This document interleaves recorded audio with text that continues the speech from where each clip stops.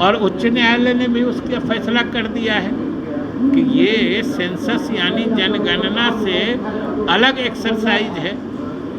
और तब फिर भारत सरकार द्वारा जानबूझ के एक संशय की स्थिति, कन्फ्यूजन की स्थिति पैदा करने के लिए आखिर ये कहने की क्या ज़रूरत थी।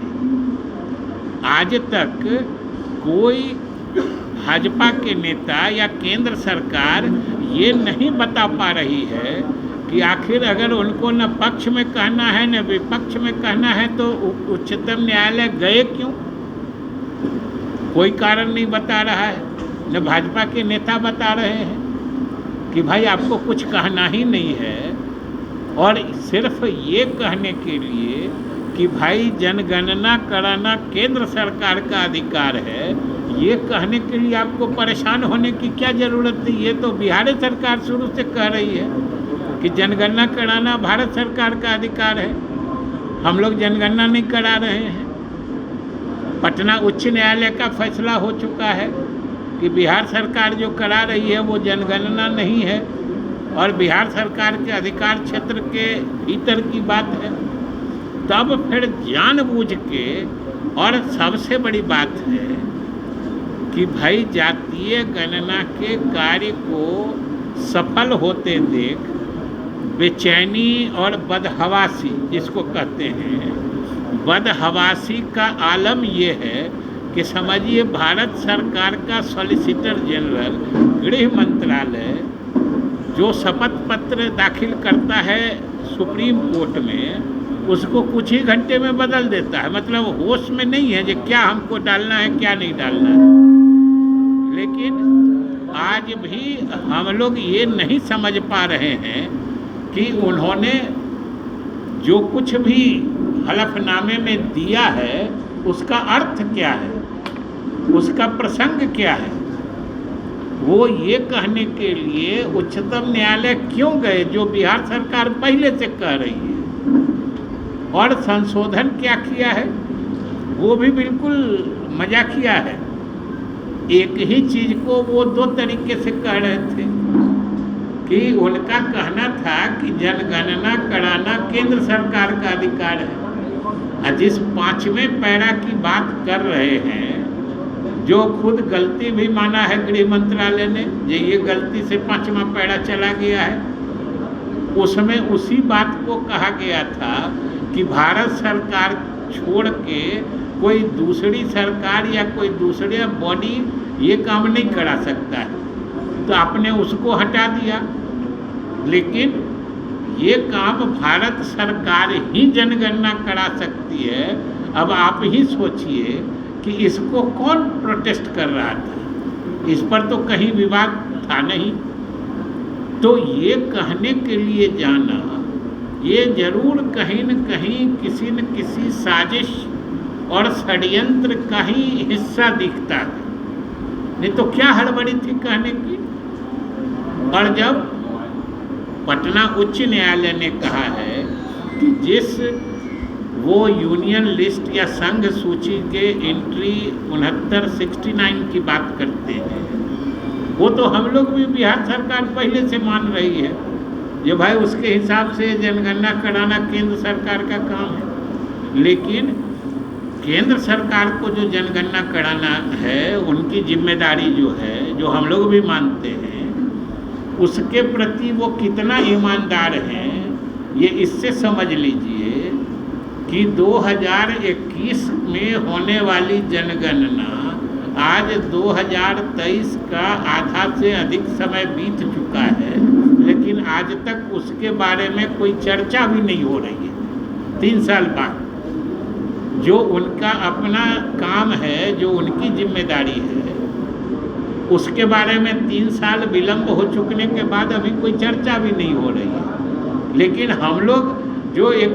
करा रहे हैं बिहार के हर जात हर तबके के गरीब लोगों के हित में, उसको बाधित करने के लिए ये जरूर तरह तरह का प्रपंच रच के पहले तो अपने लोगों के माध्यम से, लोक हित याचिकाओं के माध्यम से रोकना चाहा, वो नहीं रुका।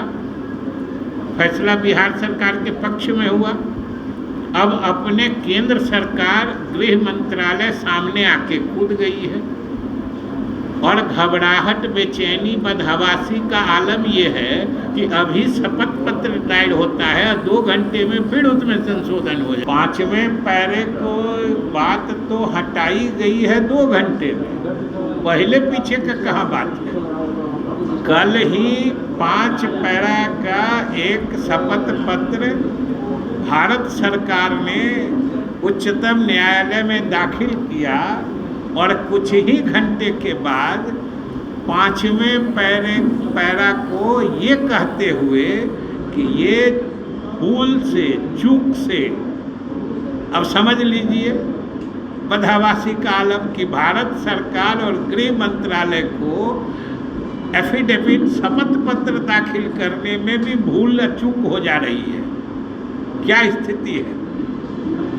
और 5वें पैरे को हटाया भी तो उससे इफेक्चुअली जो कहते हैं उसके अंतिम मतलब असर में, प्रभाव में क्या फर्क आता है। 4थे पैरा में कहा गया है उसी एफिडेविट में कि यह अधिकार सिर्फ केंद्र सरकार को है।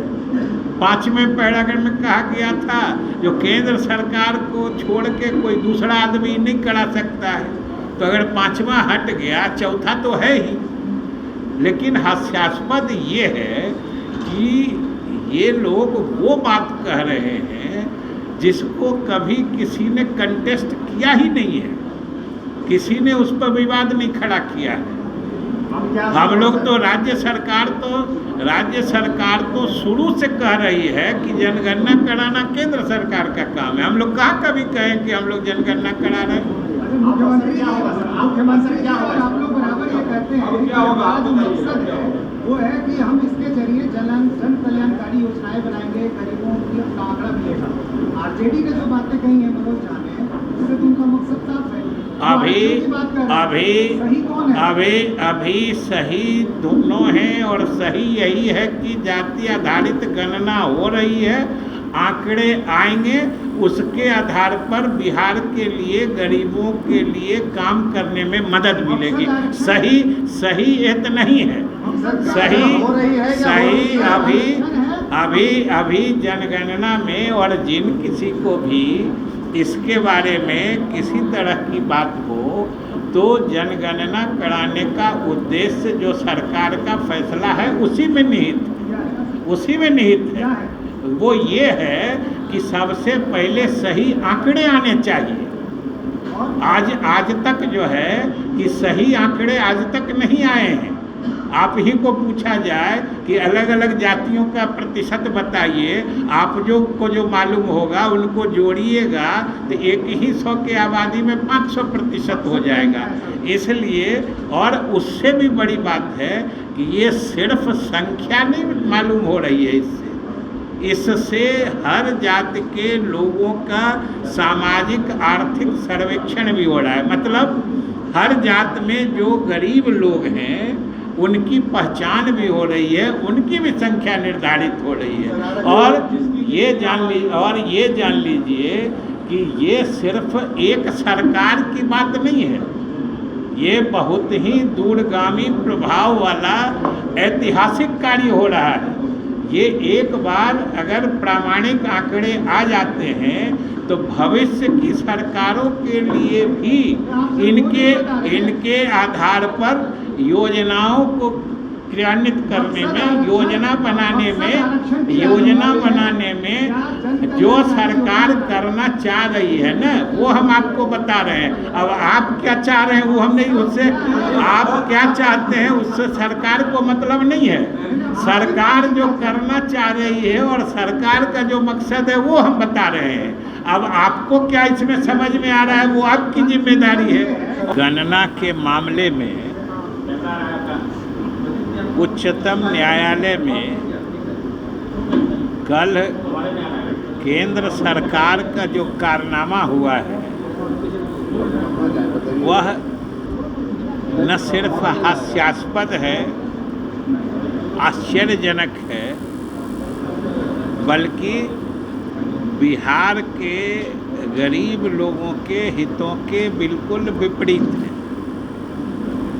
इसलिए कि आप सोचिए कि इस पूरे प्रकरण में जातीय गणना से जुड़ा मामला न्यायालय में पिछले कई महीने से उच्च न्यायालय से उच्चतम न्यायालय तक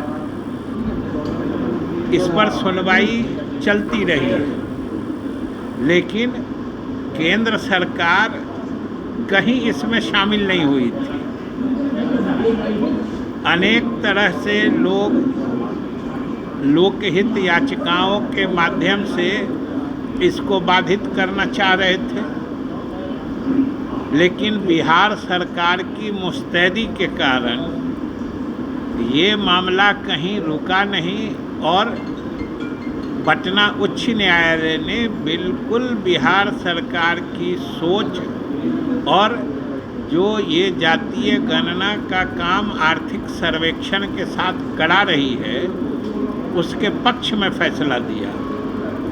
अब इसके विरोध में कुछ लोग उच्चतम न्यायालय गए, लेकिन उच्चतम न्यायालय में भी इतने दिनों से केंद्र सरकार की नींद नहीं टूटी थी, लेकिन अचानक से मामला जब समापन की ओर और बिहार सरकार का जो मामला है, बिहार सरकार जो करना चाह रही है, लग रहा था कि अब उच्चतम न्यायालय उस पर अंतिम अनुकूल फैसला देने वाला है, तो केंद्र सरकार अंतिम समय में उसमें कूद गई और कूदी सो कितने हास्यास्पद तरीके से ये भी आप लोगों ने देखा है कि केंद्र सरकार ने हलफनामे में क्या कहा कि न वो इसके पक्ष में है न इसके विपक्ष में है, लेकिन उनको कुछ कहना है।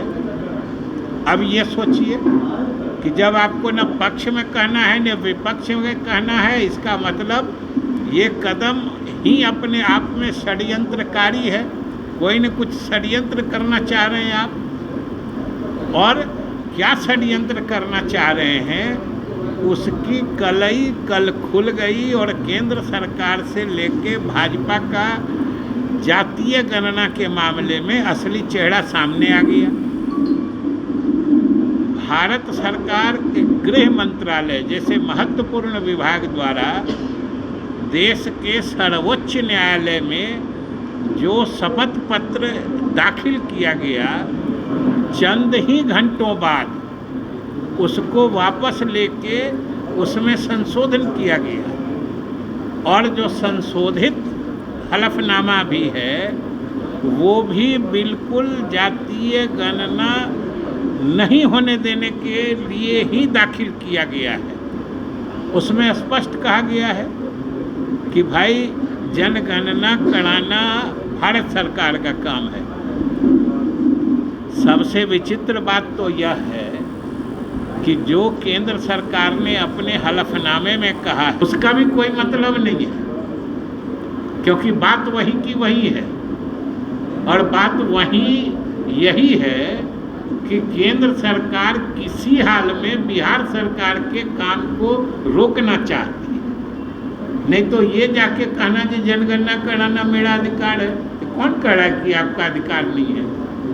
आपका अधिकार है ये भी लोग जानता है और आप नहीं करा रहे हैं ये भी लोग देख रहा है। तो इसलिए अब हम तो ये समझना चाहते हैं कि कोई आप लोग भी जरूर जरा भाजपा के यहाँ एक से एक वरिष्ठ नेता हैं, जरा ये जरूर पूछिए कि केंद्र सरकार गृह मंत्रालय को इस मामले में दखल देने की या शपथ पत्र दाखिल करने का प्रसंग औचित्य या कारण क्या था, कि कोई हमको समझा दे या फिर क्या कारण था।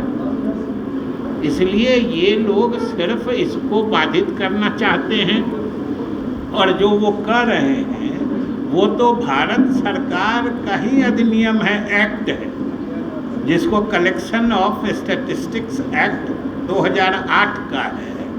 उसी के तहत ये राज्य सरकारों को भी अधिकार है कि वो अपने क्षेत्र में जनता के सामाजिक, आर्थिक, या कोई पर्यावरणीय संबंध में कोई भी स्थिति का आकलन करने के लिए सर्वेक्षण का काम करा सकती है।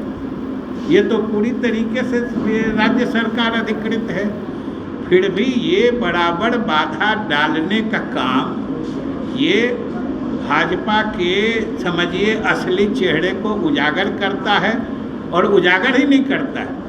यही बिहार में जो सर्वदलीय बैठक हुई थी उसमें भाजपा ने भी जो सहमति दी थी, अब तो उनके उस सहमति के नियत पर भी प्रश्न चिन्ह लग रहा है कि भाई भाजपा यहाँ सहमति दे रही है और केंद्र सरकार रोक रही है, तो यहाँ वाली भाजपा सही है कि केंद्र सरकार सही है? यही पूछ लीजिएगा भाजपा नेता से कि आप सही हैं कि आपके ऊपर वाले सही हैं। इसलिए ये बिहार की जनता अच्छे से देख रही है और समझ भी रही है। आशीर्वाद ईजीकॉन ग्रुप, भरोसे का दूसरा नाम। हम सिर्फ घर नहीं, खुशियाँ भी बनाते हैं। आशीर्वाद रोज वैली, जिसमें है premium flats with all modern amenities. Patna में लेना चाहते हैं अपने सपनों का आशियाना, तो कीजिए हमारे इन नंबरों पर संपर्क।